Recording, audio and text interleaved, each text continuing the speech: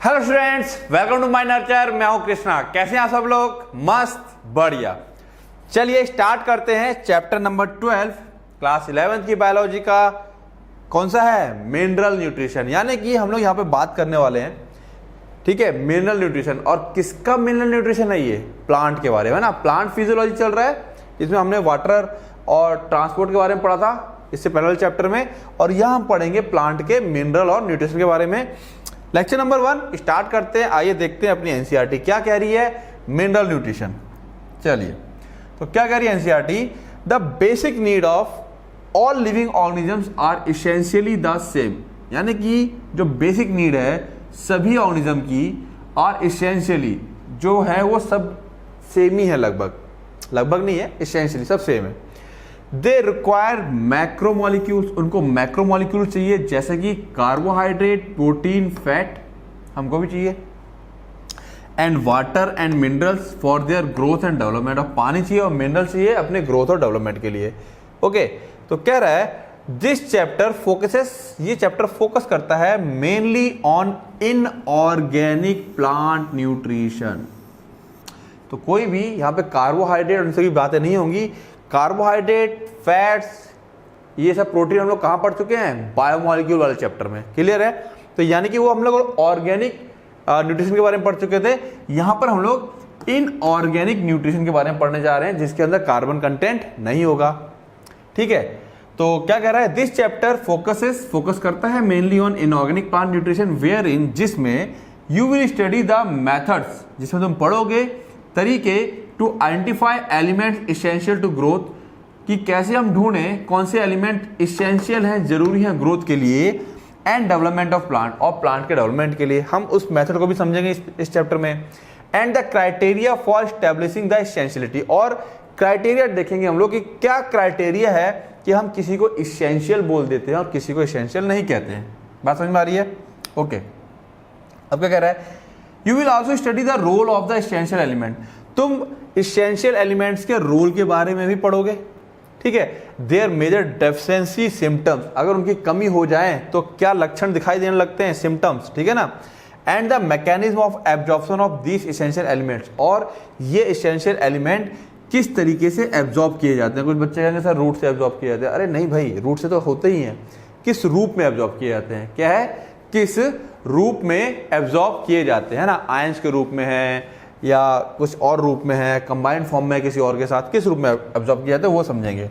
ठीक है, the chapter also introduces you briefly to the significance, है ना। सिग्निफिकेंस मतलब इंपॉर्टेंस, महत्व। ठीक है, द चैप्टर आल्सो इंट्रोड्यूसेस करता है यू ब्रीफली, थोड़ा सा, significance and the mechanism of biological nitrogen fixation. ठीक है ना। तो बेसिकली ये सब बातें हम इस चैप्टर में पढ़ने वाले हैं। तो आओ स्टार्ट करते हैं। क्या बोल रहा है? Methods to study the mineral requirement of plant, की आखिरकार वो तरीके जिससे हमको ये पता चलता है कि रिक्वायरमेंट ऑफ प्लांट, कौन से मिनरल्स की रिक्वायरमेंट है प्लांट को, किस टाइप के मिनरल की रिक्वायरमेंट है प्लांट को। बात समझ में आ रही है? तो आओ देखें क्या कह रहा है। 1860 इन 1860 जूलियस वॉन सैक्स, अ प्रोमिनेंट जर्मन बॉटनिस्ट, कैसा है ये? जर्मन बॉटनिस्ट थे ये। डिमॉन्स्ट्रेटेड, उन्होंने डिमॉन्स्ट्रेट किया, दिखाया, फॉर द फर्स्ट टाइम, पहली बार, that plant could be grown to maturity in a defined nutrient solution. Plant को ग्रो किया जा सकता है मैच्योरिटी टू मैच्योरिटी, यानी कि उसे ग्रो किया जा सकता है मैच्योर लेवल तक, इन अ डिफाइंड न्यूट्रिएंट सॉल्यूशन, एक ऐसा न्यूट्रिएंट सॉल्यूशन जिसके अंदर चीजें हमने डाल रखी हैं, डिफाइन कर रखी हैं, in complete absence of soil, और सॉइल की जरूरत नहीं है। ठीक है ना, यानी कि केवल पानी के अंदर न्यूट्रिएंट्स डाल दिए हैं और प्लांट क्या कर रहा है? ग्रो कर रहा है। क्या कहते हैं इसको? हाइड्रोपोनिक्स। क्या कहते हैं? Hydroponics. This technique of growing plant in a nutrient solution, सिर्फ न्यूट्रिएंट्स का सॉल्यूशन है, मिट्टी नहीं है। क्या नहीं है? मिट्टी नहीं है ना, न्यूट्रिएंट का सॉल्यूशन है, इज नोन एज हाइड्रोपोनिक्स। क्या कहते हैं ऐसे को हम लोग? हाइड्रोपोनिक। एक हाइड्रोपोनिक सर्च करोगे नेट पे तो मिल जाएगा। ऐसे बीकर सा रहता है, उसमें प्लांट फंसाए रहते हैं, जड़ें डायरेक्ट पानी में रहती हैं, उस पानी में न्यूट्रिएंट डालते रहते हैं और हवा पास कराते रहते हैं, जिससे कि एयर भी उसको मिलती रहे। ठीक है, सिंस देन, तब से, a number of improvement method, है ना, तब से a number of improvised method, कई सारे इम्प्रूव ऐसे मेथड जो फर्दर इम्प्रूव किए गए, हैव बीन एम्प्लॉय किए गए, यूज किए गए to try and determine the mineral nutrients essential for plants, ठीक है ना। और इम्प्रूव करके एडवांस करके हाइड्रोपोनिक को ये देखा गया कि आखिरकार चेक किया गया, ढूंढा गया, डिटरमाइन किया गया कि मिनरल न्यूट्रिएंट्स जो इसेंशियल है प्लांट्स के लिए वो कौन कौन से हैं। Okay, the essence of all this method, essence मतलब जो इसकी एक महत्वता है, ठीक है, इन सब मेथड की, involve the culture of plants in soil free defined mineral solution, ठीक है। इसकी एक खासियत क्या है, एक महत्वता क्या है कि हमें सॉइल नहीं चाहिए और डिफाइंड मिनरल सॉल्यूशन, कि हमने 1 मिलीग्राम ये डाल दिया, 1 नैनोग्राम ये डाला है, उससे ज़्यादा नहीं डाला है, हमको पता है कि हमने कौन सा केमिकल कितना डाला है ना, डिफाइंड मिनरल सॉल्यूशन, वो सॉल्यूशन मेरा डिफाइंड है। This method require purified water, obviously बात है, पानी प्यूरिफाई होगा तभी तो सही, अगर प्यूरिफाई नहीं होगा, कोई और इंप्योरिटी होगी, कोई और मिनरल या कोई और चीज़ होगी, तो एग्जैक्टली पता नहीं चलेगा कि प्लांट ने कितना मिनरल लिया, हमारा वाला लिया है या पानी वाला ले लिया है। एंड मिनरल न्यूट्रिएंट साल्ट, यानी कि इसको हम लोग प्योर वाटर में, ये कंडीशन आ गई हाइड्रोपोनिक की, पानी प्योर होना चाहिए, ठीक है, और वो मिनरल न्यूट्रिएंट साल्ट उसके अंदर नहीं होना चाहिए, ठीक है। मतलब कि this method require purified water and mineral nutrient salt, हमको साल्ट चाहिए होंगे अलग से जो हम बाद में डालेंगे। Can you explain why is this so essential, ये ऐसा क्यों जरूरी है? भाई ऑब्वियसली बात है, क्यों जरूरी है? अगर देखो मिट्टी के अंदर भी अगर मिट्टी में ग्रो करेंगे तो मिट्टी के पास पहले से ही कुछ ना कुछ अपने मिनरल्स होते हैं, उनको हम अलग नहीं कर पाएंगे। प्योर वाटर बनाना हमारे लिए आसान काम है, उसमें डाला और नाप नाप के कौन कौन से मिनरल्स डालने हैं वो हम उसमें डाल देंगे तो हमारा काम आसान हो जाएगा। क्लियर है? After a series of experiment, कई सारे एक्सपेरिमेंट किए गए in which the roots of the plants were immersed, plants के रूट उसमें डाल दिए गए, इसमें न्यूट्रिएंट सॉल्यूशन में, एंड वेयरिन, जिसमें an element was added oblique substituted oblique removed और गिवन इन वेरिड कंसेंट्रेशन। 3-4 काम किए गए, उसमें डालने के बाद या तो हम उसमें कोई चीज़ ऐड करेंगे या सब्सटीट्यूट करेंगे, यानी कि अच्छा पहले ये डाला था उसकी जगह कुछ और डालेंगे, या उसको बिल्कुल हटा देंगे। हम इस बार चेक करेंगे अगले एक्सपेरिमेंट कि ये वाला एलिमेंट डाले ही नहीं तो क्या होगा, या गिवन इन वेरिड कंसेंट्रेशन, या हमने पिछली बार इसको 10 माइक्रोग्राम डाला था, इस बार मैं 5 माइक्रोग्राम डाल के देखता हूं तो क्या होगा। तो अलग अलग चीजें हम लोगों ने यहां पर करके देखने की कोशिश की। तो क्या बोल रहा है, अब mineral solution suitable for the plant growth was obtain, ठीक है ना, यानी कि इस तरीके से हमने एक ऐसा मिनरल सॉल्यूशन तैयार कर लिया जो प्लांट की ग्रोथ के लिए सही था, ठीक है, सुटेबल था for plant growth. Okay, by this method essential element were identified. धीरे धीरे हम एक्सपेरिमेंट करते गए, कभी कम डाला, कभी ज़्यादा डाला, कभी किसी को हटा दिया, अल्टीमेटली हमको पता चला कि कौन कौन से एलिमेंट इसेंशियल हैं जिसके अंदर ये ग्रो कर जाता है, और हमने उसको ढूंढा, ठीक है। And their deficiency symptoms discovered, अब कोई चीज़ हमने कम डाल दी है या कोई चीज़ ज़्यादा डाल दी है, एक्सेस में आ गई है, तो उसकी वजह से क्या क्या सिम्टम्स क्रिएट हो रहे हैं वो हमको पता चल गए। ओके, बात समझ में आ रही है ना? सारी कहानी कहाँ से थी? यही थी सारी कहानी। हम लोग क्या क्या करते थे, कोई चीज़ डालेंगे या एक की जगह कोई चीज़ दूसरी डाल देंगे, या किसी चीज़ को बिल्कुल हटा देंगे, या कंसंट्रेशन को कम ज़्यादा करेंगे, उससे हमें पता चल जाता है, ठीक है। तो इससे क्या होगा, प्लांट के ग्रोथ पे फर्क पड़ेगा अलग अलग तरीके से, हम उसको चेक करते रहेंगे और हर एक चीज़ का हमें पता चलता रहेगा कि ये वाले न्यूट्रिशन की वजह से ये वाली दिक्कत आई, ये वाले न्यूट्रिशन की वजह से ये वाली दिक्कत आई, ये वाला न्यूट्रिशन नहीं था तो प्लांट ग्रो ही नहीं किया, ठीक है। Hydroponic has been successfully employed as a technique, hydroponic has been successfully employed as a technique for the commercial production of vegetables such as tomato, seedless cucumber and lettuce. क्या कह रहा है, hydroponics को बाद में काफ़ी हद तक सक्सेसफुली एम्प्लॉय किया गया, हम लोग यूज़ करते हैं कैसे, कॉमर्शियल प्रोडक्शन के लिए। यानी कि अब हाइड्रोपोनिक का कभी तुम जाके हाइड्रोपोनिक डालोगे यूट्यूब पे तो देखोगे लोगों ने अपने छोटे छोटे घरों में ना पानी, मतलब उसमें मिट्टी की जरूरत है नहीं, एक के ऊपर एक लेयर ये, एक लेयर ये, यहाँ पानी फिर यहाँ पानी, और उसमें क्या है, फसलें उगा रहे हैं वो लोग, क्या कर रहे हैं, फसलें उगा रहे हैं, मतलब मिट्टी की जरूरत है नहीं, केवल पानी की जरूरत है। तो पानी की छोटी छोटी पाइपिंग बना ली है, उसके अंदर पानी भर लिया है, पानी चलता रहता है ये, और उसके अंदर छठ साइड से पाइपिंग कर दी है, बबलिंग आती रहती है, यानी कि उसमें एयर कर दिया है। यूट्यूब पे देखो तो तुम्हें दिख जाएगा हाइड्रोपोनिक के बहुत सारे वीडियोस अवेलेबल हैं यूट्यूब के ऊपर, ठीक है ना। तो अब ये कॉमर्शियल पर्पस, यानी कि कमाई का जरिया, छोटे से घर में खेती कर रहे हैं, सब्जी उगा रहे हैं और मार्केट में बेच रहे हैं, ठीक है। क्या क्या है, टमाटर आसानी से उग जाता है, सीडलेस कुकुम्बर और लेट्यूस, ठीक है ना, ये सब चीज़ें ईजिली ग्रो कर जाती हैं। It must be emphasize that, emphasize मतलब जोर देना, ये जरूर जोर दिया जाता है या दिया गया, that the nutrient solution must be adequately aerated. It must be emphasize यानी कि इस पे जरूर जोर दिया जाए या दिया गया कि एरेटेड हो, ठीक है ना। ये देखो ना, ये पाइप सा गया एरेटिंग ट्यूब, यहाँ से हम लगातार पानी, यहाँ से हवा जानी चाहिए, हवा जाएगी भैया O2 तो तभी मिलेगी ना, इस रूट को ऑक्सीजन भी तो चाहिए, तो रूट को ऑक्सीजन के लिए जरूरत पड़ेगी, ठीक है, एयर की, तो एक पाइप लगा देते हैं जो यहाँ पर हवा की व्यवस्था कर देती है। ठीक है, क्यों चाहिए? To obtain the optimum growth. अगर ये हवा नहीं होगी तो इसकी ग्रोथ ऑप्टिमम अच्छी नहीं होगी। Okay, what would happen if solution were poorly aerated? ठीक है, क्या होगा अगर सोल्यूशन को पुअरली एरेटेड करेंगे? तो हमने अभी देखा हवा नहीं होगी तो दिक्कतें आना उसकी अलग लेवल की स्टार्ट हो जाएंगी।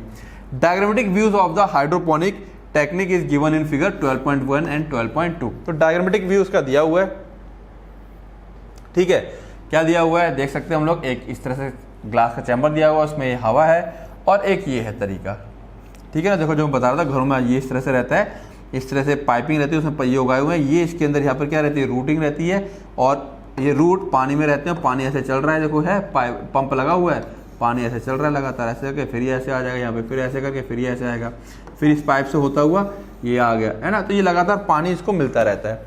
ये एक को उठा करके यहाँ दिखा दिया, ये देखो इसके अंदर नीचे क्या है, रूट, पाइप के अंदर क्या है, रूट है, और उसके अंदर क्या जा रहा है, पानी जा रहा है। क्लियर है? तो ये एक थोड़ा सा सैंपल यहाँ पर दिखा दिया है। क्लियर है? चलें आगे।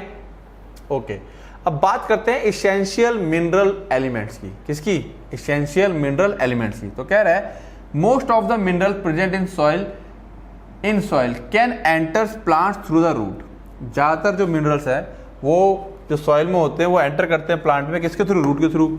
In fact more than 60 elements of the 105 discovered so far are found in different plants। जो अब तक 105 एलिमेंट डिस्कवर किए जा चुके हैं, उसमें से 60 एक ही में नहीं, कुछ अलग अलग, मतलब सभी प्लांट्स जो अब तक उनके अंदर एलिमेंट्स को खोजा गया है कि उसके अंदर क्या क्या पाया जाता है, तो लगभग 60 एलिमेंट हमको मिल गए हैं जो प्लांट्स के अंदर पाए जाते हैं।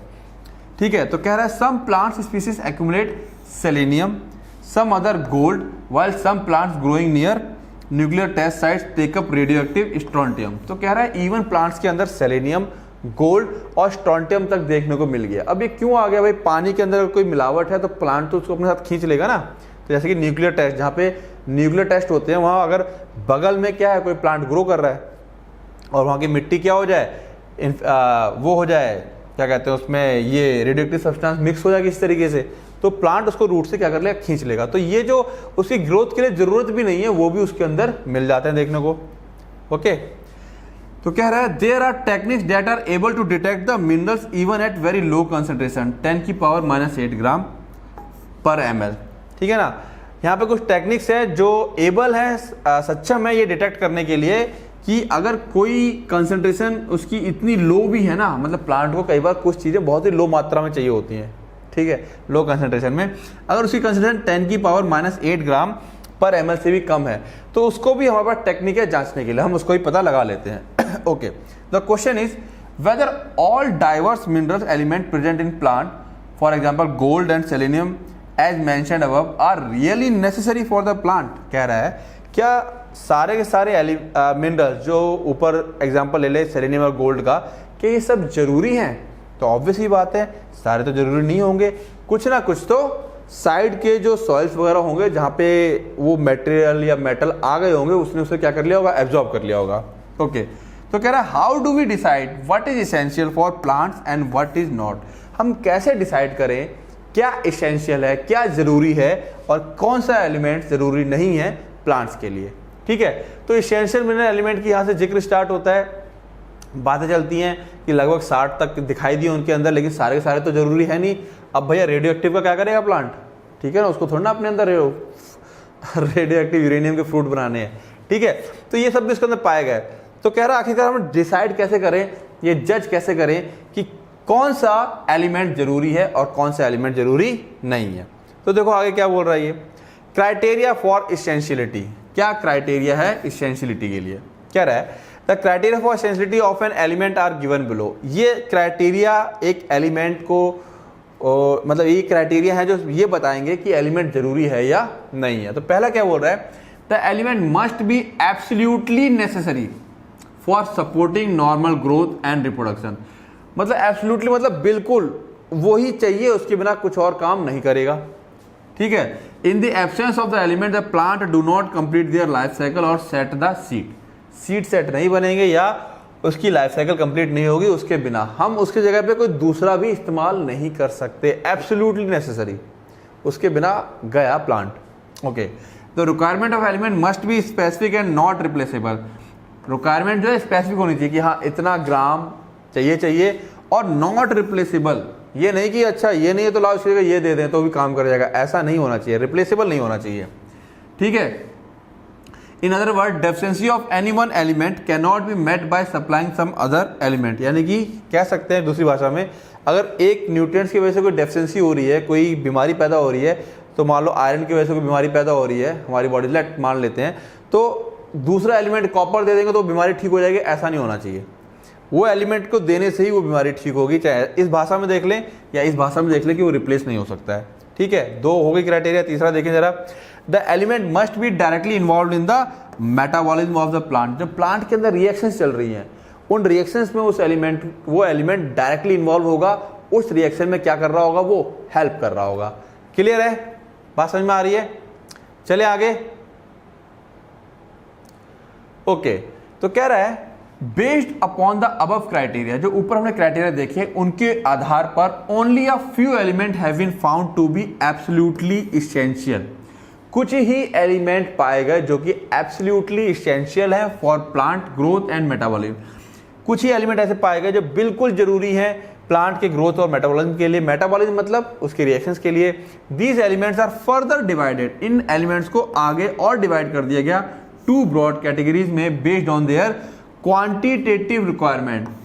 कि कोई एलिमेंट, अच्छा ये तो पता चल गया कि ये सारे जरूरी है, एसेंशियल है। अब उस एसेंशियल में भी किसी की मात्रा कम है, किसी की मात्रा ज़्यादा है। इस मात्रा के आधार पर क्वांटिटेटिव मतलब क्वांटिटी के आधार पर हमने उसे डिवाइड किया और क्या बोला, मैक्रोन्यूट्रिएंट्स और माइक्रोन्यूट्रिएंट्स। अब नाम ही सजेस्ट कर रहा है मैक्रो जिसकी मात्रा ज़्यादा चाहिए होगी, माइक्रो जिसकी मात्रा कम चाहिए होगी। बात समझ में आ रही है? क्लियर है? चले आगे, आओ देखते हैं। Macronutrients are generally present in plant tissue. ये आमतौर पर मैक्रोन्यूट्रिएंट्स आमतौर पे कहाँ प्रेजेंट होते हैं, प्लांट के टिश्यू में, इन लार्ज अमाउंट, है ना, in excess of 10 millimole per kg of dry matter. यानी कि प्लांट का पत्ता लें, उसे सुखा दें, है ना, ड्राई कर दें, जला दें, उस ड्राई मैटर में 10 मिलीमोल पर केजी पे, ये मतलब इतना हमें जो होता है उसको हम लोग क्या बोलते हैं, मैक्रोन्यूट्रिएंट्स बोल देते हैं। बात समझ में आई? ठीक है। द मैक्रोन्यूट्रिएंट्स इंक्लूड, क्या क्या होते हैं उसके अंदर, carbon, hydrogen, oxygen, nitrogen, phosphorus, sulphur, potassium, ठीक है, कैल्शियम, मैग्नीशियम। ठीक है, ये मैक्रो के अंदर आ गए, इनकी थोड़ी सी मात्रा ज़्यादा चाहिए होती है। ऑफ दीज, इनमें से carbon, hydrogen and oxygen are mainly obtained from CO2 and H2O। इन सब में से जो थे यहाँ पे, कार्बन से लेके मैग्नीशियम तक, कार्बन, हाइड्रोजन और ऑक्सीजन, यानी कि CHO, क्या हो गया, एल्डिहाइड ग्रुप, सच्चो। ठीक है, ये कहाँ से मिल जाते हैं, CO2 से और H2O से मिल जाते हैं, इसके लिए अलग से हमें जरूरत नहीं है कुछ। While the others are absorbed from the soil as mineral nutrition। तो देखो यहाँ क्वेश्चन बन गया कि बताओ कौन से एलिमेंट ऐसे हैं जो रूट से नहीं लिए जाते हैं। अब बच्चा चक्कर में पड़ेगा, रूट से नहीं लेते हैं, ऐसे कौन सा भैया, कार्बन, हाइड्रोजन, ऑक्सीजन कहाँ से आ रहे हैं, हवा से, स्टोमेटा से अंदर घुस रहे हैं। बात क्लियर आ रही है? क्लियर है? तो बना क्वेश्चन यहाँ पर ये। ओके, अब बच्चा सोचता है कि सारे न्यूट्रिएंट्स रूट ही अब्जॉर्ब करता है ना, तो ऐसे कौन से न्यूट्रिएंट्स हैं जो डायरेक्ट पत्तों से अंदर आ रहे हैं। कितना सिंपल क्वेश्चन है। नाउ माइक्रोन्यूट्रिएंट्स, अब क्या कह रहा है, माइक्रोन्यूट्रिएंट ट्रेस मतलब होता है बहुत कम। Trace element are needed in very small amount, less than, ये क्या था, एक्सेस, मोर देन इतना, ये less than 10 millimole per kg of dry matter. This includes iron, manganese, ठीक है, copper, molybdenum, zinc, boron, chlorine और निकल। ठीक है ना। अब इसमें एक चीज तुमको एक जरूर काम करना है, इनके शॉर्ट फॉर्म, आयरन मतलब Fe, manganese Mn, copper Cu, molybdenum ठीक है Mb, और sorry Mo, zinc Zn, boron B, chlorine. इनके शॉर्ट फॉर्म ये सिंबल है ना, ये पक्के से याद करना है, सिंबल से ही तुमको याद करना आसान होगा, ठीक है ना। अब जैसे यहाँ पे CHON, तो ये क्या हो गया, चॉन, ठीक है, चॉन, PSP, फॉस्फोरस, सल्फर, पोटेशियम, ठीक है, कैल्शियम एंड मैग्नीशियम, ठीक है ना, चॉन, पसपी। अब कैसे याद करोगे तुम लोगों की टेंशन है, ठीक है, क्योंकि ये मीनोमिक्स वगैरह इन पे तो मैं बिलीव करता नहीं हूँ। याद करो, 10 बार पढ़ो, अपने आप दिमाग में सेट हो जाएगा, ठीक है ना। तब भी यहाँ थोड़ा हेल्प मिल जाती है, चॉन, PSP का मग्गा, या जैसे मर्जी याद करो, ठीक। हम आगे आते हैं, ठीक है। In addition to 17 essential element, in addition to the 17, total count करो कितने, 1 2 3 4 5 6 7 8 9, यहाँ काउंट करो कितने, 10 11 12 13 14 15 16 17, कितने हो गए, 17। इन एडिशन यानी कि इनके अलावा, इन 17 इसेंशियल एलिमेंट्स के अलावा जो नेम ऊपर दिए गए हैं, there are some beneficial element, there are some beneficial. क्या मतलब हो गया बेनिफिशियल एलिमेंट, वो इसेंशियल है, ये बेनिफिशियल है। दो क्राइटेरिया सेट हो गए, इसेंशियल और beneficial, such as sodium, silicon, cobalt and selenium. They are required by higher plant. ये किसके द्वारा चाहिए होते हैं, जो हायर प्लांट होते हैं उनके द्वारा, इनकी हायर प्लांट को इनकी क्या होती है, जरूरत होती है, ठीक है। तो इनको क्या कहा गया है, बेनिफिशियल एलिमेंट्स। क्लियर है, ओके। क्या इसकी क्राइटेरिया, ये जो हायर प्लांट्स हैं, बड़े बड़े प्लांट्स हैं, उनके द्वारा इनकी नीड होगी, छोटे छोटे प्लांट्स की इसकी जरूरत नहीं होगी। आगे आते हैं, तो क्या हो रहा है, essential elements can also be grouped into 4 broad categories. अब माइक्रो मैक्रो में तो कर दिया हमने, अब कह रहा है एसेंशियल एलिमेंट को फर्दर और 4 कैटेगरी में हम लोग तोड़ सकते हैं, basis on their diverse function, उनके फंक्शन के आधार पर। पहले हमने उसकी कितनी मात्रा चाहिए प्लांट को, उसके आधार पर डिवाइड किया, ठीक है। फिर हमने क्या देखा, उनके फंक्शन के आधार पर फर्दर इनको 4 कैटेगरी में तोड़ा हुआ है। आओ देखें क्या क्या 4 कैटेगरी हैं।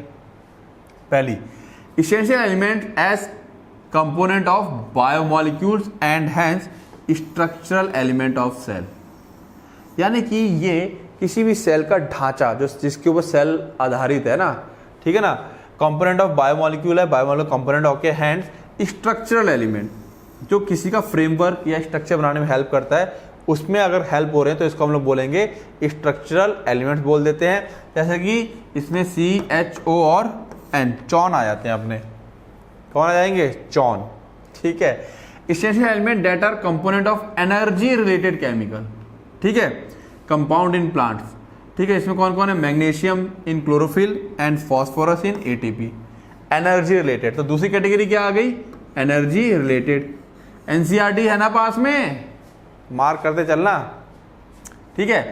Third, essential element that activate और इनहिबिट एंजाइम, एलिमेंट जो एक्टिवेट करेंगे या इनहिबिट करेंगे एंजाइम से, यानी कि एंजाइम से related. For example, magnesium plus is an activator for both राइबोलोज biphosphate carboxylase, याद कर लेना अब इसे, oxygenase and phosphoenol pyruvate carboxylase. ये 2 एंजाइम दे दिए हैं, इसको हम कहते हैं रुबिस्को। ये वाला जो एंजाइम है RI, क्या पढ़ेंगे इसको, रुबिस्को, ठीक है ना, आगे आएगा ये। और ये है PEP, फॉस्फोइनोल पायरुवेट कार्बोक्सिलेज, ठीक है ना, ये सब अभी आगे आएंगे। इनको एक्टिवेट करता है कौन, मैग्नीशियम, ठीक है। आगे आते हैं, both of which are critical enzymes in photosynthetic carbon fixation. ये दोनों ही मैंने कहा ना आगे आएंगे, यानी कि जब फोटोसिंथेसिस पढ़ेंगे तब ये दोनों एंजाइम हमको वापस से पढ़ने पड़ेंगे। अब क्या कह रहा है, जिंक, यहां से स्टार्ट करते हैं। Zinc is an activator of alcohol dehydrogenase and molybdenum of nitrogenase, ठीक है, ड्यूरिंग नाइट्रोजन मेटाबॉलिज्म। तो जिंक है इसके लिए alcohol dehydrogenase and MO of nitrogenase during nitrogen metabolism. Okay, आगे आते हैं, क्या कह रहा है ये, अब कह रहा है, can you name a few more element that fall in this category, for this you will need to recollect some of the biochemical pathway you have studied earlier. ठीक है, करना इसकी जरूरत नहीं है, इतना इंपॉर्टेंट नहीं है इतना, पुराने कुछ पढ़े हैं तो उसमें नाम ढूंढो और करो। फिलहाल मैग्नीशियम, ठीक है, जिंक, मॉलिब्डेनम, ये 3 हमारे पास आ गए हैं और इनके क्या आ गए, एंजाइम्स आ गए, जो तुम लोगों को यहाँ पे अलग से लिख लेना है ऐसे करके, ठीक है। Mg+ किसके लिए है, Zn2+ किसके लिए है, और क्या मेरे पास यहाँ पर Zn2+ अल्कोहल एक्टिवेटर, फिर क्या आ गया, मॉलिब्डेनम, ठीक है ना। क्लियर है, बात समझ में आ गई। तो ये 3 आ गए हमारे पास, ये एंजाइम्स को क्या कर रहे हैं, एक्टिवेट कर रहे हैं। तो ये इस हिसाब से एक्टिवेट करेंगे, इनहिबिट, यहाँ पे सारे के सारे क्या है, एक्टिवेटर ही हैं। तो यहाँ पर हम लोग उसको उस तरीके से याद रखेंगे। फिर कह रहा है some essential element can alter the osmotic potential. 4 category कौन सी बनी, फिर से रिपीट करते हैं। पहली बनी स्ट्रक्चरल एलिमेंट की, दूसरी बनी एनर्जी रिलेटेड की, तीसरी एक्टिवेट और इनहिबिट एंजाइम, और चौथा बनेगा जो ऑस्मोटिक पोटेंशियल पर फर्क डालेंगे। किस पर डालेंगे फर्क, ऑस्मोटिक पोटेंशियल पर। अब ऑस्मोटिक पोटेंशियल मत पूछ लेना क्या है, ऑस्मोटिक प्रेशर, और वहीं से प्रेशर से वर्ड क्या बन जाता है, पोटेंशियल, ठीक है ना, ऑफ अ सेल। यहाँ पे potassium play an important role in the opening and closing of stomata. Potassium, ठीक है ना, स्टोमेटा के ओपन और क्लोज होने में एक बहुत ही रोल प्ले करता है। यू मे रिकॉल, अच्छा अब ये क्वेश्चन तुम्हारा उठ के जो स्टोमेटा वाला था ना, वहाँ पे जाके मर्ज हो जाएगा क्वेश्चन ये। You may recall the role of mineral as solutes in determining the water potential of cell, ठीक है। तुम रिकॉल कर सकते हो role of mineral as a solute. अगर सॉल्यूट को देखें हम लोग किस तरीके से वाटर पोटेंशियल क्या होता है, कम ज़्यादा हो जाता है। तो हमको पता है सॉल्यूट को ऐड करने से वाटर पोटेंशियल क्या कर जाता है, डिक्रीज कर जाता है। तो उसके याद करने के लिए कह रहा है, याद कर लो, अन्यथा पता है तो कोई बात नहीं, अदरवाइज रिवाइज कर लो, जाकर के देख लो अगर भूल गए हो तो। क्लियर है, ये बात समझ में आ रही है। तो इस तरीके से एलिमेंट्स को क्या किया गया है, ब्रेक किया गया है। कहाँ कहाँ ब्रेक किया गया है, बात समझ में आई। पहले माइक्रो मैक्रो, उनकी क्वांटिटी के आधार पर, फिर हमने किस आधार पर कर दिया, उनके फंक्शन के आधार पर। क्लियर है। नाउ अब कह रहा है role of macro and micro nutrients. Macro और माइक्रो न्यूट्रिएंट्स का क्या क्या रोल है। क्लियर है, तो आओ देखते हैं फटाफट। कह रहा है essential elements perform several function. कह रहा है इसेंशियल एलिमेंट ना कई सारे फंक्शन परफॉर्म करता है। दे participate in various metabolic process. ये कई सारी मेटाबॉलिक प्रोसेस यानी कि जो सेल्स के अंदर रिएक्शंस चल रही हैं उनके अंदर पार्टिसिपेट करते हैं of plant cells, such as permeability of cell. Cell की जो परमेबिलिटी यानी किस चीज को अलाउ करेगा, किस चीज को अलाउ नहीं करेगा। Permeability of cell membrane, cell membrane की परमेबिलिटी, उसके ऊपर भी ये अपना इफेक्ट दिखाते हैं। Okay, maintenance of osmotic concentration, ये देख ही लिया अभी हमने, of cell shape. Electron transport system, अब ये कुछ लोगों को नहीं पता होगा। इलेक्ट्रॉन ट्रांसपोर्ट सिस्टम माइटोकॉन्ड्रिया में पाया जाता है जहां से एनर्जी जनरेट होती है, सीखेंगे अभी। फिलहाल इतना याद रखो, ETS electron transport system, energy generate करने के लिए होती है ये। बफरिंग एक्शन, पीएच कंट्रोल करते किया जाता है। Enzymatic activity and act as major constituents of macromolecules and coenzyme, ठीक है ना। ये कई सारे मैक्रोमोलिक्यूल के कॉन्स्टिट्यूएंट और कोएंजाइम में हेल्प। कोएंजाइम पता है ना, कोएंजाइम को फैक्टर हम लोगों ने पढ़े थे, ठीक है। तो क्या होगी फाइनल बात, तो कह रहा है role of macro and micro nutrients. तो उसने छोटा सा एक हिंट दिया कि कहाँ कहाँ पर ये प्लांट में इस्तेमाल में होता है। परमेबिलिटी ऑफ सेल पे अफेक्ट कर डालते हैं ये, या उसमें वहाँ पे उसका रोल होता है, ऐसा समझ लो, ठीक है। ऑस्मोटिक कंसंट्रेशन में इसका रोल है मेंटेन करने में, इलेक्ट्रॉन ट्रांसपोर्ट सिस्टम में इसका रोल है, बफरिंग एक्शन में इसका रोल है, बफरिंग पीएच को मेंटेन करने के लिए होता है, एंजाइमेटिक एक्टिविटी में इसका रोल है, ठीक है ना। मैक्रोमोलिक्यूल के कॉन्स्टिट्यूएंट होते हैं, ठीक है, और कोएंजाइम में इसका रोल होता है। तो ये एक जनरल हिंट दे दी गई है। अब आगे देखते हैं क्या बोल रहा है। Various forms and function of essential nutrients elements are given below. अलग अलग फॉर्म और फंक्शन कुछ एसेंशियल एलिमेंट्स के नीचे दिए गए हैं। तो आओ इनको देखते हैं और हम लोग समझते हैं कि ये क्या कह रहे हैं।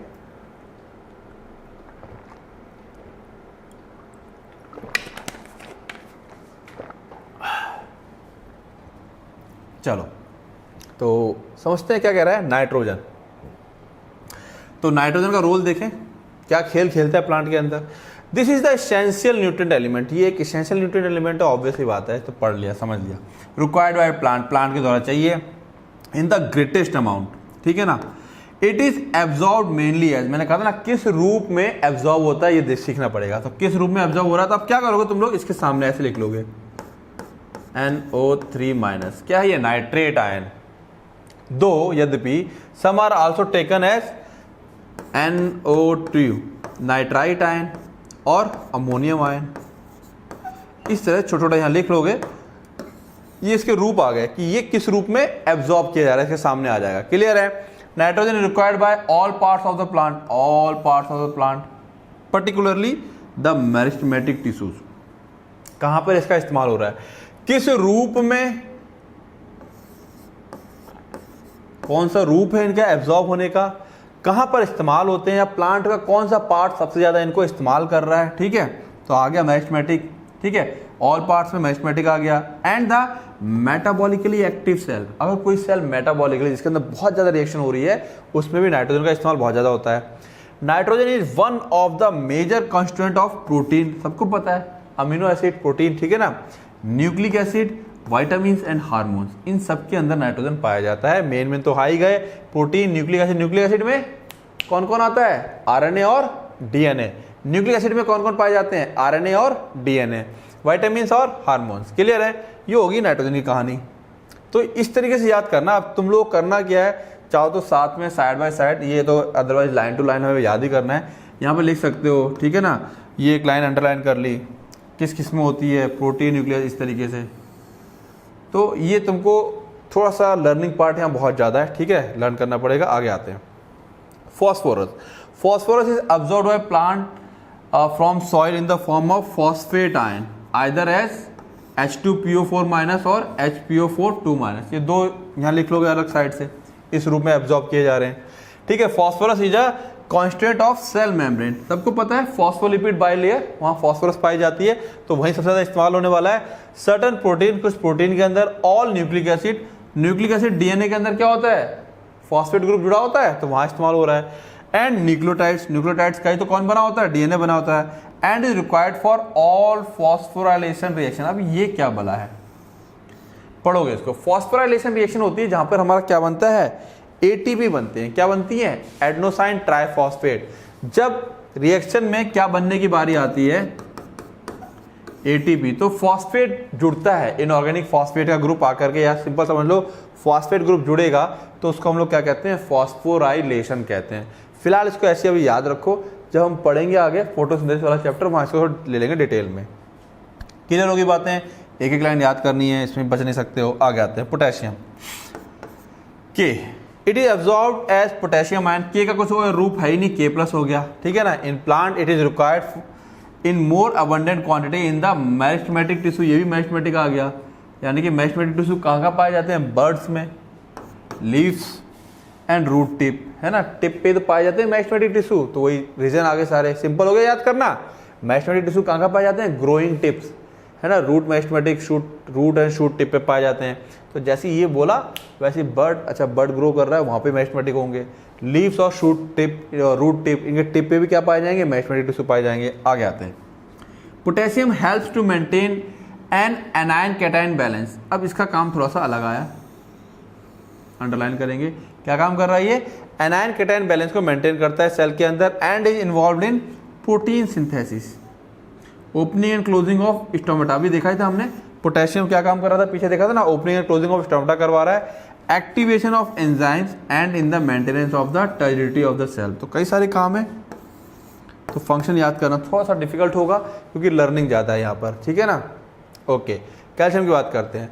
तो कैल्शियम किस रूप में एब्जॉर्ब हो रहा है, Ca2+, ठीक है। Calcium required by again meristematic and differentiating tissues. Differentiating मतलब मेरिस्टेमेटिक के बाद हर एक सेल अपना अपना फंक्शन ले रहा होता है और फिर वो परमानेंट उसमें बदल जाता है, उनको कहते हैं डिफरेंशिएटिंग टिश्यूज, ठीक है। तो मेरिस्टेमेटिक और डिफरेंशिएटिंग टिश्यूज हो गए। During cell division it is used in the synthesis of cell wall. तो सेल डिवीजन के वक्त ये कहाँ जरूरत है, सेल वॉल की सिंथेसिस में, ठीक है। Particularly as calcium pectate. याद आया कैल्शियम पैक्टेट, सेल वॉल उसमें पढ़ा था हम लोगों ने। तो कैल्शियम पैक्टेट जो सेल वॉल में बनता है उसमें कैल्शियम का इस्तेमाल होगा इन द मिडल लमेला। कहाँ बनता है ये, मिडल लमेला में। It is also needed during the formation of mitotic spindle. याद आ रहा mitotic spindle, mitotic spindle, spindle fibres. याद आया कुछ, इधर से भी निकलता है ऐसे ऐसे डायग्राम। याद आया, बीच में क्या है, क्रोमोसोम है। याद आ गया, रिवाइज करो, सब कुछ रिपीट नहीं कर सकता मैं यहाँ पर, ठीक है ना। आगे आओ। It accumulates in older leaves, ठीक है, कहाँ एक्यूमुलेट होता है ये? ओल्डर लीव्स में। It is involve in the normal functioning of the cell membrane. Cell membrane की नॉर्मल फंक्शनिंग में भी इसका रोल होता है। It activate certain enzyme and play an important role in regulating the metabolic activity. ठीक है, ये लाइन इतनी इंपॉर्टेंट नहीं है, बट बाद बाकी लाइन में सब में जिक्र है, तो ऊपर के सारे फंक्शन इसके अलग से क्या करोगे, या तो इस साइड या इस साइड फंक्शन इसके 1 2 3 4 क्या क्या मेन फंक्शन है वो एक साइड क्या करोगे, लिख लोगे, जिससे कि पैरा बार बार ना पढ़ना पड़े, या अंडरलाइन कर लो इसको। सिंथेसिस ऑफ सेल वॉल, जैसे मैंने किया मिडिल लमेला कहाँ पे पाया जाता है, ये इस तरीके से इसको अंडरलाइन कर लो। क्लियर? चलें, okay. Magnesium, it is absorb by plant in the form of magnesium 2+। देखो ये सब आसान हो गया, calcium calcium 2+, potassium K+, magnesium Mg2+। केवल किसका था? एक नाइट्रोजन का और एक फॉस्फोरस का, इसका थोड़ा सा गड़बड़ था मामला। It activate the enzymes of respiration, है ना, जो रेस्पिरेशन होता है उसके एंजाइम्स को एक्टिवेट करता है। Photosynthesis and are involve in synthesis of DNA and RNA। DNA और RNA के सिंथेसिस में भी मैग्नीशियम का रोल होता है। क्लियर है? तो ये थोड़ा सा इंपॉर्टेंट हो जाता है, क्योंकि यहाँ पर हमारा क्या इस्तेमाल हो रहा है? DNA और RNA इस्तेमाल हो रहा है। Magnesium is constituent of the ring structure of chlorophyll. Chlorophyll के अंदर एक रिंग स्ट्रक्चर पाया जाता है, मतलब मैग्नीशियम ऐसे बीच में रहेगा और एक क्लोरोफिल ना इस टाइप से रहता है, तो मैग्नीशियम इसके बीच में पाया जाता है। ये इंपॉर्टेंट हो गया।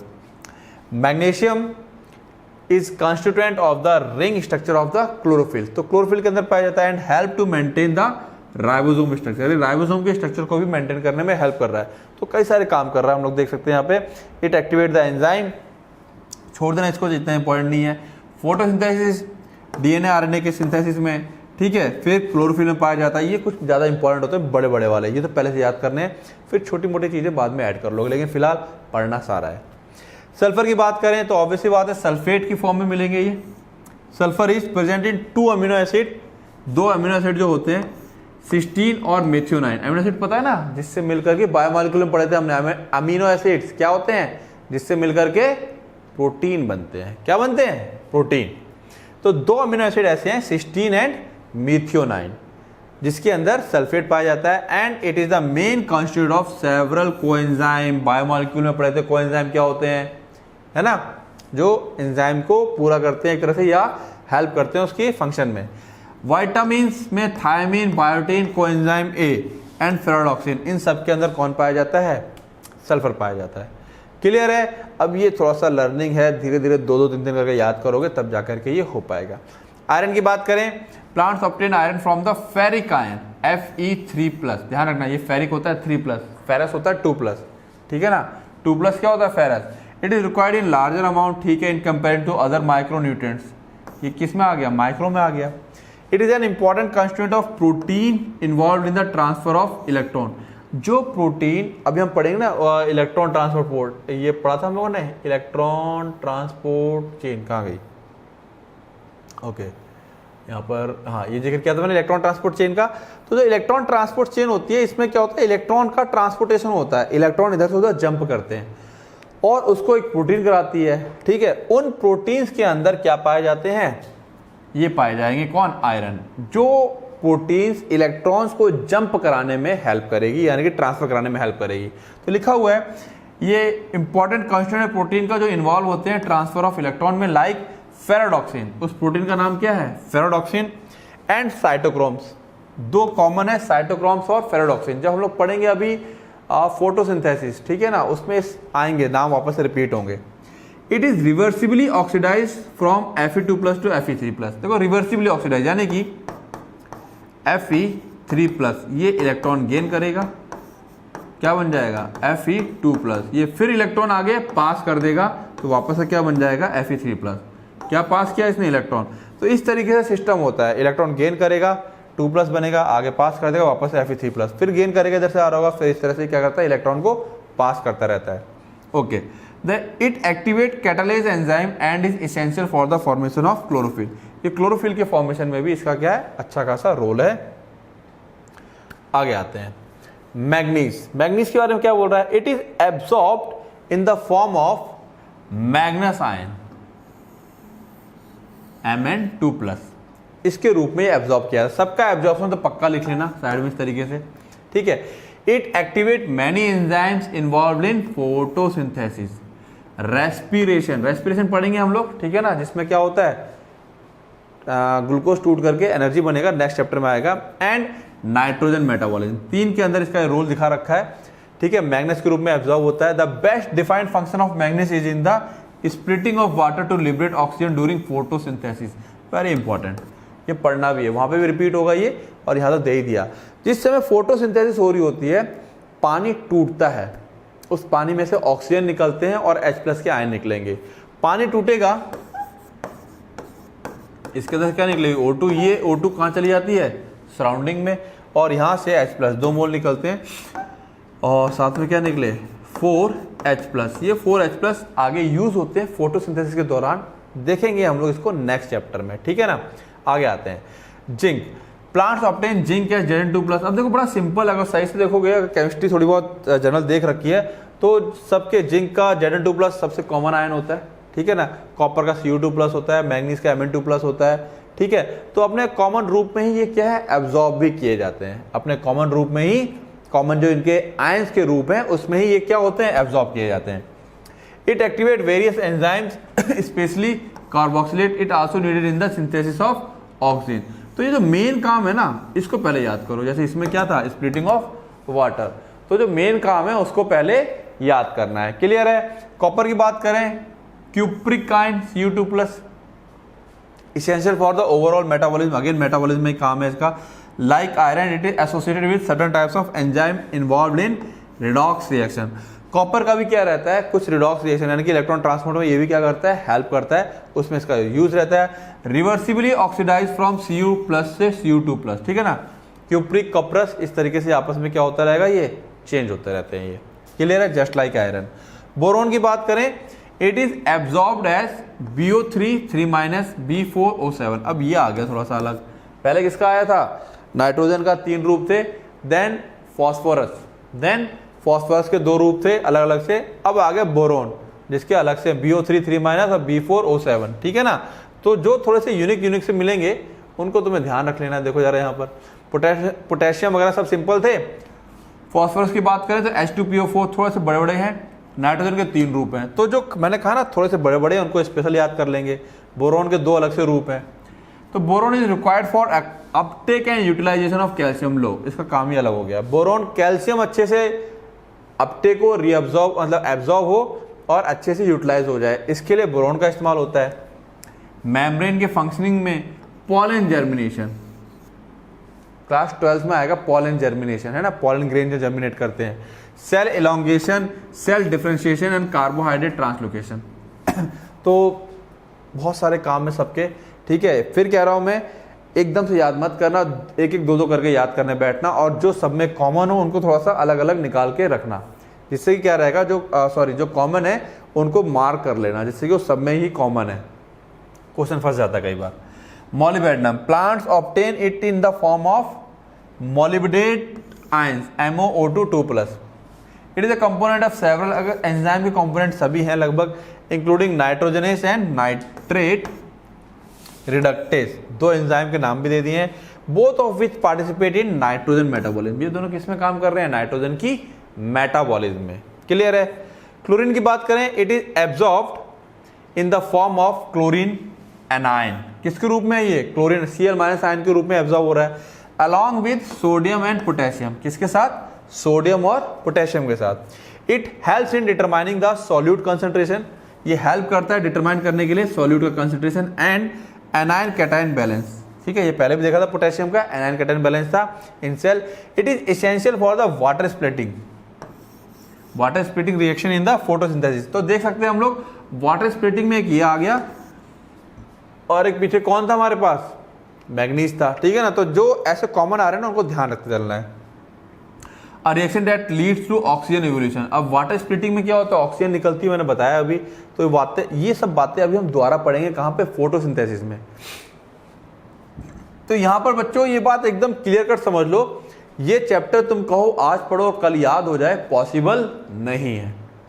2 करके याद करोगे, 2 3 करके, तब जाकर के धीरे धीरे ये याद हो पाएगा, एकदम से याद नहीं होगा। और जो कॉमन हो ना, लिस्ट ऐसे तैयार करोगे इसकी अपने आप से ठीक है, जो कॉमन हो उनको साथ साथ में एक चार्ट बनाने की कोशिश करना, ठीक है। और कोशिश संभव होगा तो मैं इसका एक चार्ट कॉमन वाला कोशिश करूंगा बना करके अपलोड करूं, लेकिन ठीक है जल्दी कर दूंगा, ठीक है, कोशिश मेरी रहेगी। लेकिन कोशिश करना कि अपने आप खुद से बनाओ, उससे क्या रहेगा, जब खुद से बना के करोगे वो दिमाग में अच्छे से सेट होता है। आगे चलें, तो ये तो हमने बात कर ली कि कौन कौन से एलिमेंट इसेंशियल, जो इसेंशियल एलिमेंट थे वो क्या क्या काम करते हैं।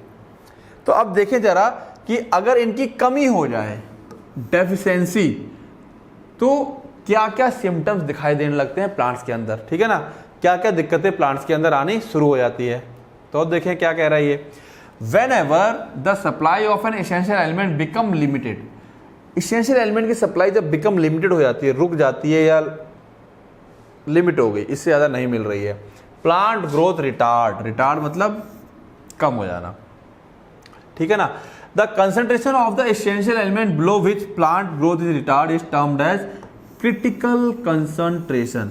मान लो एक प्लांट की ग्रोथ को चाहिए है, मान लो मिनिमम एग्जांपल के तौर पे 5 माइक्रोग्राम की क्वांटिटी चाहिए, अब उसको मिल रही है 4 या 3, 5 से नीचे मिलने पर उसका क्या है, ग्रोथ रिटार्ड कर जाएगी। तो वो मिनिमम अमाउंट 5 से 5.1 मिलेगी, चलेगा, कोई दिक्कत नहीं है। 10 हो जाएगी तो एक्सेस हो जाएगा, ठीक है ना। तो मिनिमम अमाउंट जितना चाहिए ही चाहिए, उससे नीचे उसको दिक्कत होना स्टार्ट हो जाएगी।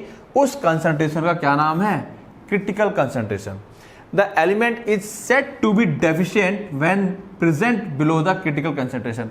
उस एलिमेंट को डेफिशिएंट कहा जाता है, कमी कहा जाता है कि इस एलिमेंट की कमी हो गई है अगर वो क्रिटिकल कंसंट्रेशन के नीचे मौजूद है प्लांट के अंदर। तो क्लियर है ना। हम लोग जैसे क्या करते हैं, जैसे कि डॉक्टर्स हम लोगों का ब्लड चेक करता है, उसमें क्या हीमोग्लोबिन की मात्रा होती है, उससे नीचे होता है तो हम कहते हैं कि हीमोग्लोबिन की कमी है। एक क्रिटिकल कंसंट्रेशन है, मेल फीमेल का अलग है, इससे बीच में होना चाहिए, ठीक है ना, रेंज होती है।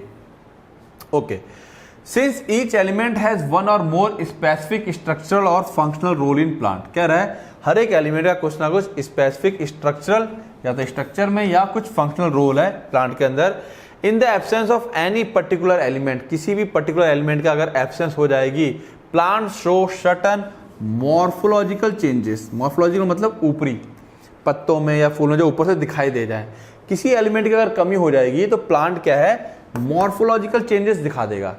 पत्ता काला पड़ेगा, पीला पड़ जाएगा, है ना, कई तरीके दिखा सकते हैं। पत्ते झड़ने स्टार्ट हो जाएंगे, प्लांट इतना ऊंचा होना चाहिए था इतना ही रह जाएगा। तो मॉर्फोलॉजिकल चेंजेस उसके अंदर दिखने लगते हैं। These morphological changes are indicative of certain element deficiencies। ये जो मॉर्फोलॉजिकल चेंज दिखाई पड़ते हैं ना, इससे आइडिया लगता है कि प्लांट के अंदर कुछ एलिमेंट की कमी हो गई है। And are called deficiency symptoms, और इनको क्या कहा जाता है, डेफिशिएंसी सिम्टम्स कहा जाता है। ये जो मॉर्फोलॉजिकल चेंजेस दिखने स्टार्ट हो गए हैं, इनको क्या कहा गया है, deficiency symptoms.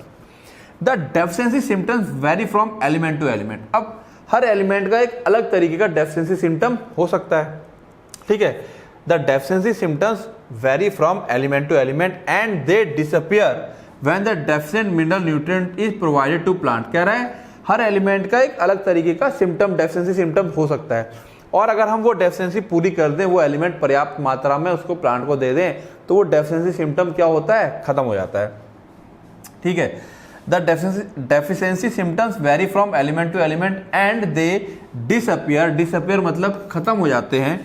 When the deficient mineral nutrient is provided to the plant। Plant को अगर वो deficient mineral प्रोवाइड करवा दिया जाए तो क्या होगा, वो कमी खत्म हो जाएगी। However if deprivation मतलब कोई चीज की कमी जिसकी हो जाती है, अगर वो कमी कंटिन्यूस लगातार बनी रही, however इफ डेप्रीवेशन कंटिन्यूस, वो कमी लगातार बनी रही, इट में इवेंचुअली अंततः lead to death of the plant. Obvious सी बात है, किसी चीज की कमी लगातार बनी रहेगी तो प्लांट जितना कर सकता था करेगा, उसके बाद उसकी क्या हो जाएगी, डेथ हो जाएगी। क्या हो जाएगी, डेथ हो जाएगी। अब क्या कह रहा है, the parts of the plant that show the deficiency symptoms also depend on the mobility of the element in the plant. वो कह रहा है the parts of the plant that show deficiency symptoms, जो प्लांट के parts deficiency symptoms show करते हैं, also depend करते हैं on the mobility of the element in the plant. ये है ना, पढ़ा था ना हमने पीछे पिछले चैप्टर में कि जो प्लांट के ओल्डर पार्ट्स होते हैं वो अपने अंदर से क्या करते हैं, एलिमेंट्स को मूव करा देते हैं। क्या करा देते हैं, मूव करा देते हैं। तो ये इसके ऊपर भी डिपेंड करता है, ठीक है। Okay, for element that are actively mobilized within the plant and exported to young developing tissue the deficiency symptoms tend to appear first in the older tissues, ठीक है। अब क्या कह रहा है कि जो प्लांट जो मिनरल्स एक्टिवली मोबिलाइज्ड हैं, यानी कि ओल्डर पार्ट से निकल के नए पार्ट में जाएंगे, ऐसी सिचुएशन में क्या होगा, जो ओल्डर टिश्यूज होंगे, ठीक है ना, वो सारे के सारे मिनरल्स एक्सपोर्ट कर दिए गए यंग डेवलपिंग टिश्यू की तरफ। तो deficiency symptoms tend to appear first in the older tissues, यानी कि होगा क्या, मान लो अगर किसी चीज़ की कमी है तो जो यंग टिश्यू है, मान लो कोई पत्ता है प्लांट का, वो अभी मौत नहीं होनी है उसकी, यानी पत्ता झड़ेगा नहीं अभी, मान लो 10 दिन के बाद झड़ना है, लेकिन ओल्ड तो हो ही गया है ना, एक पत्ता नया ग्रो कर रहा है और प्लांट में किसी मिनरल की कमी है, अब इस ग्रोइंग पार्ट को उतना मिल नहीं पा रहा, तो होगा क्या, इस पुराने वाले पत्ते से वो मिनरल निकल के इस नए वाले पार्ट के पास जाएगा। तो इसके अंदर वो सिम्टम जल्दी आ जाएंगे, इसके अंदर आएगा बाद में। सिंपल सी ये बात बोलना चाह रहा है, ठीक है। Okay, for example the deficiency symptoms of nitrogen, potassium and magnesium are visible first in the senescent leaf, यानी कि यहाँ से एक और आइडिया लग गया, नाइट्रोजन, पोटेशियम, मैग्नीशियम ये क्या है, मोबिलाइज्ड एलिमेंट है। पहले कहाँ दिखाई देगा, सेनेसेंट लीफ, जो लीफ मरने वाली हैं उनके अंदर इनकी सिम्टम्स पहले दिखाई दे जाते हैं, इनके कमी के सिम्टम्स, क्योंकि यहाँ ओल्डर लीफ से निकल के यंग लीफ के पास ये चले जाते हैं। अच्छा, अगर पर्याप्त मात्रा में न्यूट्रिएंट्स होते तो ओल्डर लीफ अभी है, ये अपने मोबिलाइज नहीं करती अभी ये जो नए लीव्स हैं ये रूट से आने वाले को ले लेती, ये अभी चलती 10-15 दिन, लेकिन क्या थी, कमी है सॉइल के अंदर, तो ये पहले मूव करा देती है, तो ये मर जाती है। बात क्लियर हो गई।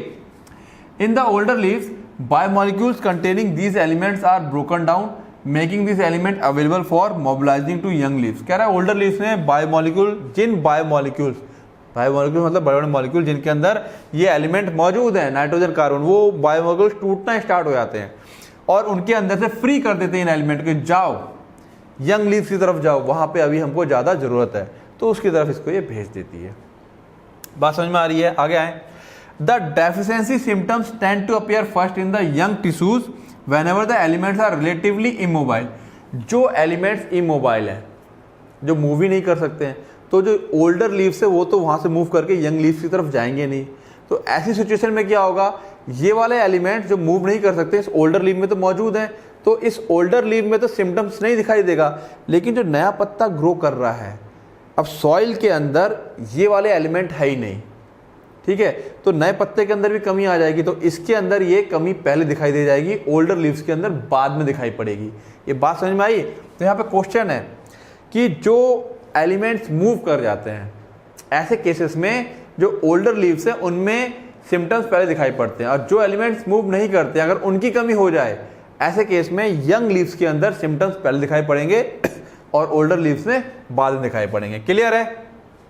तो वही यहाँ पे बात बताने की कोशिश कर रहा है ये कि the deficiency symptoms tend to appear first in young tissues के अंदर whenever elements are relatively immobile. Elements कैसे हैं, इमोबाइल हैं, तो यंग लीव्स में सिम्टम्स पहले दिखाई पड़ते हैं।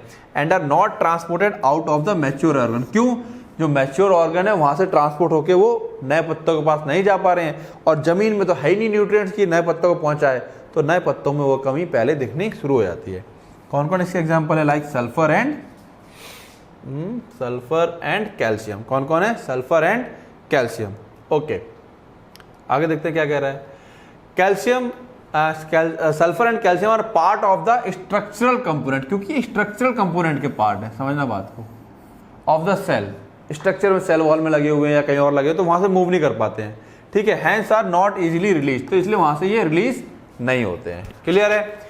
This aspect of mineral nutrition of plant is of a great significance and importance to agriculture and horticulture. अब इसकी पहचान होना, इसकी जानकारी होना बड़ी इंपॉर्टेंस रखती है खेती में, ठीक है ना, कि हमें किसकी खाद, मतलब जो हम लोग खाद पानी दे रहे हैं, कौन से न्यूट्रिएंट्स की दें, कौन से न्यूट्रिएंट्स की ना दें, ये सब बड़ा हॉर्टिकल्चर है ना, वही खेतीबाड़ी आगे अपना, उसमें इसकी नॉलेज होना बहुत जरूरी है। फिर कह रहा था kind of deficiency symptoms shown in plant include. Kind of deficiency symptoms, किस किस टाइप की डेफिशिएंसी सिम्टम्स हमको दिखती है, ठीक है। इसके अंदर क्या क्या है, chlorosis, necrosis, stunted plant growth, premature fall of leaves and buds and inhibition of cell division. ठीक है, अब कितने बता दिए उसने, गिनना, 1 2 3 4, ठीक है, एंड ये 5 तरह के बताए उसने। अब देखो क्या बोल रहा है, क्लोरोसिस क्या है? Chlorosis is the loss of chlorophyll. Chlorosis का मतलब लॉस ऑफ क्लोरोफिल, क्लोरोफिल का लॉस होना स्टार्ट हो जाएगा, leading to yellowing in leaves, leaf के अंदर पीलापन आना स्टार्ट हो जाएगा। This symptoms is caused by deficiency of element. अब किस की वजह से होता है ये? Sodium, potassium, magnesium, sulphur, iron, manganese, zinc and molybdenum. एक तो उधर इतने सारे एलिमेंट, उनके फंक्शन याद करने हैं, फिर अब ये आ गए कि किसकी कमी से क्या हो रहा है। क्लियर है? लाइकवाइज इसी तरीके से नेक्रोसिस और डेथ ऑफ टिश्यू। नेक्रोसिस का मतलब डेथ ऑफ टिश्यू, ये तो पहले तो मीनिंग पता होना चाहिए किसका मतलब क्या है। Particularly leaf tissues is due to the deficiency of calcium, magnesium, copper, potassium, lack और लो लेवल ऑफ लैक, कमी या low level of nitrogen, potassium, sulphur and molybdenum. ठीक है ना, या तो इनकी कमी होगी, लैक मतलब कमी होगी, या लो लेवल होगा, लैक मतलब होंगे नहीं, सॉरी कमी नहीं, लैक मतलब होंगे नहीं, या इनका लो लेवल होगा किसका, नाइट्रोजन, पोटेशियम, सल्फर और मोलिब्डेनम का, जिसकी वजह से क्या होगा, inhibition of cell division. Cell division क्या हो जाएगा, रुक जाएगा। क्लियर है? Some element like nitrogen, sulphur, molybdenum delay flowering, ये फ्लावरिंग को लेट कर देते हैं। If their concentration in plant is low, तो 3 दे दिए यहां पर, ये निकाल के अलग करोगे, फिर ये वाला एक पार्ट निकाल के अलग करोगे, ठीक है, और फिर एक वाला पार्ट निकाल के अलग करोगे, फिर एक वाला पार्ट निकाल करके अलग करोगे, और इनको देखोगे ये इनकी कमी से क्या क्या हो रहा है। ठीक है ना, अलग से यहाँ सामने लिख करके। अगर ऐसा नहीं करते हो बच्चों तो एक बार को याद करने में दिक्कत आएगी। ठीक है ना, तो ये थोड़ा सा इसको कैटेगराइज करना पड़ेगा अलग से निकाल के, या क्या करोगे एक अलग से छोटे से खर्रे पे लिख करके स्ट्रेट, मतलब अलग अलग पॉइंट ऐसे बनाने पड़ेंगे तुमको, मजबूरी है, अदरवाइज ये याद करने में दिक्कत देंगे। क्लियर है? चले आगे। ओके, क्या कह रहा है, you can see from the above that the deficiency of any element can cause multiple symptoms. यानी कि एक एलिमेंट की कमी मल्टीपल सिम्टम्स क्रिएट कर सकती है ना, देख सकते हैं हम लोग, पोटेशियम पोटेशियम पोटेशियम, 3 जगह पोटेशियम कमी और तीनों चीजें क्रिएट कर सकती हैं। एक एलिमेंट की कमी कई सारे सिम्टम्स क्रिएट कर सकती है। Okay, and that the same symptoms may be caused by the deficiency of one of several different elements. ठीक है ना, और सेम सिम्टम्स कई सारे एलिमेंट्स के द्वारा, यानी कि अब मैं कह रहा हूं कि क्या हो रहा है यहाँ पर, ठीक है, नेक्रोसिस हो रही है। अब नेक्रोसिस में क्या पता किसकी वजह से हो रही है ना, इसकी इसकी इसकी किसकी वजह से हो रही है नहीं पता चलेगा। तो वही बोल रहा है, एक एलिमेंट कई सारे सिम्टम्स का कारण हो सकता है और एक सिम्टम्स के पीछे कई सारे एलिमेंट कारण हो सकते हैं। क्लियर होगी बातें? Hence to identify the deficient element, अगर डेफिशिएंट एलिमेंट को ढूंढना है कि आखिर किस पर्टिकुलर एलिमेंट की वजह से कमी आई है, one has to study all the symptoms developed in all the various parts of the plant. उसको क्या है, प्लांट के पूरे पार्ट्स को स्टडी करना पड़ेगा कि कौन कौन से सिम्टम्स डेवलप हो रहे हैं, and compare them with the available standard table. और उसके बाद जो चार्ट होगा, है ना, कि अच्छा ये है तो ये है तो ये, उससे कंपेयर कराएगा। We must also aware that different plants also respond differently to deficiency of the same element. तो कह रहा है एक एलिमेंट की जिसकी डेफिशिएंसी हो रही है ना, तो अलग अलग प्लांट अलग अलग तरीके से बिहेव करता है। ठीक है ना, मान लो किसी में आयरन की कमी है, एक प्लांट कुछ ज़्यादा सिम्टम दिखा देगा, दूसरा प्लांट कुछ कम दिखाएगा। तो सेम एलिमेंट की डेफिशिएंसी को अलग अलग प्लांट अलग अलग तरीके से शो कर सकते हैं। बात समझ में आ रही है? तो ये सारी बातें देखो, ये कहीं ना कहीं समझना कम है और याद करना इसमें ज़्यादा है। क्लियर है? ओके, तो आगे देखते हैं हम लोग क्या बोल रहे हैं, टॉक्सिसिटी ऑफ माइक्रोन्यूट्रिएंट्स। क्या है हमारे पास, टॉक्सिसिटी ऑफ माइक्रोन्यूट्रिएंट्स। माइक्रोन्यूट्रिएंट्स की टॉक्सिसिटी, वो जहरीले मतलब न्यूट्रिएंट्स और टॉक्सिक हो जाएं, ऑब्वियसली बात है, खाना अगर तुम खा रहे हो और ठूस के खा लो तो उल्टी हो जाती है। ठीक है, तो सेम चीज क्या कह रहा है, टॉक्सिसिटी ऑफ माइक्रोन्यूट्रिएंट्स। माइक्रोन्यूट्रिएंट्स का कब ये टॉक्सिक हो जाएंगे प्लांट के लिए, तो requirement of micronutrient is always in low amount, थोड़ी अमाउंट में चाहिए, वो वाला आ गया। While their moderate decrease cause the deficiency, अगर थोड़ा सा कम हो जाएंगे तो डेफिशिएंसी सिम्टम दिख जाएंगे, एंड मॉडरेट इंक्रीज, थोड़ा सा इंक्रीज कर जाएंगे तो क्या हो जाते हैं, या टॉक्सिक हो जाते हैं। कोई चीज ज्यादा हो जाती है तो वो भी क्या करती है, नुकसान करती है। इन अदर वर्ड, दूसरे शब्दों में कहें, there is narrow range of concentration at which the element are optimum. बहुत छोटी रेंज है, उसके बीच में रहेंगे तो ठीक, उससे ज़्यादा उधर चले गए, कम हो गए तो दिक्कत, ज़्यादा हो गया तो दिक्कत। एक बहुत छोटी रेंज होती है इनकी, ठीक है ना। देयर इज, क्या कह रहा है, there is a narrow range, बहुत पतली रेंज है जिसके बीच में उसको रहना चाहिए। Any mineral ion concentration in tissues that reduces the dry weight, क्या कह रहा है, एनी मिनरल आयन, कोई भी mineral ion concentration in tissues के अंदर दैट रिड्यूसेस, जो रिड्यूस करता है dry weight of tissue by about 10%, जो ड्राई वेट को 10%, यानी कि उसकी कमी की वजह से अगर ड्राई वेट 10% से कम हो जाए, इज कंसीडर्ड टॉक्सिक। यानी कि हम कोई चीज़ दे रहे हैं, ठीक है, और उसका जो ड्राई वेट है, ठीक है, वो 10% से क्या हो जाए, अब इसका क्या मतलब है 10% से कम हो जाए, ठीक है। अब मान लो कोई टिश्यू है, पत्ता है, एक पत्ता नॉर्मल जब मैच्योर पत्ता है, उसको हमने क्या किया, सुखाया, जलाया और उसका वेट किया। एक हेल्दी पत्ते का वेट आता है सपोज 0.5 ग्राम। अब क्योंकि टॉक्सिसिटी हो गई है तो 0.5 का 10% निकाल लो, 0.5 का 10% कैलकुलेट कर लो। अब मान लो टॉक्सिसिटी हो गई है, अब वो 0.5 ना होकर के 0.3 ग्राम रह गया।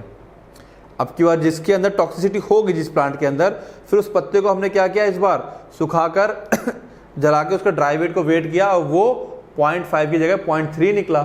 तो हमने देखा उसका वेट तो काफ़ी कम आ रहा है, ड्राई वेट है ना। ड्राई वेट समझते हो ना, ड्राई वेट कैसा होता है, पत्ते को सुखा दिया जाता है और फिर जला दिया जाता है, फिर जो राख बचती है वो क्या कहलाती है, ड्राई वेट कहलाती है। Okay, such critical concentration very widely among different micronutrients. हर एक माइक्रोन्यूट्रिएंट्स का कंसंट्रेशन क्या है, अपना अलग अलग है। The toxicity symptoms are difficult to identify. Toxicity symptoms को ढूंढना मुश्किल है। Toxicity level for any element also very for different plant. ये टॉक्सिसिटी का लेवल भी ना हर किसी प्लांट के लिए अलग अलग है, ठीक है। Many a times excess of an element may inhibit the uptake of another element. ये इंपॉर्टेंट है। कई बार क्या होता है, एक एलिमेंट का एक्सेस दूसरे एलिमेंट के अपटेक को रोक देता है। एक एलिमेंट ज्यादा आएगा तो दूसरे एलिमेंट को अपटेक नहीं होने देगा, एब्जॉर्ब नहीं होने देता है, ठीक है। फॉर एग्जाम्पल, ये एग्जाम्पल इंपॉर्टेंट है, prominent symptom of manganese toxicity. किसकी, मैग्नीज टॉक्सिसिटी।